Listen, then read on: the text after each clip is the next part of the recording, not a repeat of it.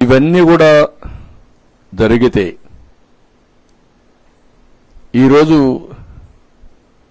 నేనై ఇనిషియేషన్ చేయలేదు, నేను ప్రక్షాళన చేయమన్నాను. ప్రక్షాళన చేస్తే ఎన్ని రావాలనో అన్ని విషయాలు బయటపడే పరిస్థితి వచ్చింది.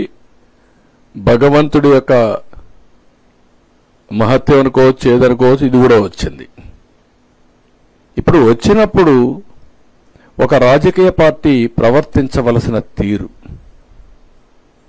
ఈరోజు ప్రపంచంలో ఉండే హిందూ మనోభావాలు దెబ్బతిన్నాయి.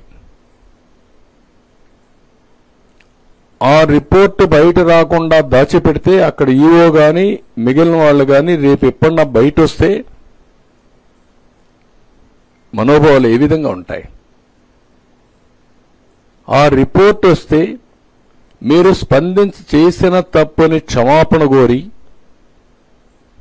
మీరు కనీసం బుద్ధి జ్ఞానం ఉంటే, మనోభావాలపైన గౌరవం ఉంటే, మీరు చేసినది తప్పు క్షమించరాని నేరం. ఇప్పుడే కాదు, చరిత్రలో ఎప్పుడూ క్షమించరాని నేరం ఇది. ఇది చరిత్రలో మిగిలిపోతుంది. తప్పుడు పని చేసినప్పుడు మీరు చాలాసార్లు చూసాం. పోలవరం రివర్స్ టెండరింగ్ అన్నారు. ఏమైంది? ఏమాదా చేశారు మీరు? మొత్తం ఈరోజు 6 ఏళ్లు వెనక్కి వెళ్ళిపోయే పరిస్థితికి వచ్చింది. మళ్ళా ఎదురుదాడి చేసేస్తున్నారు. దీంట్లో కూడా మీరు చేసే తప్పుడు పని చేసి మళ్ళా ఎదురుదాడి చేసే, అంటే మీరు చేసిన తప్పని, మీరు చేసింది రైట్ అని సర్టిఫికెట్ ఇవ్వాలా? అంటే మీరు బాబాయిని చంపి వేరే వాళ్ళ పైన పెడితే నేను యాక్సెప్ట్ చేయాలనా?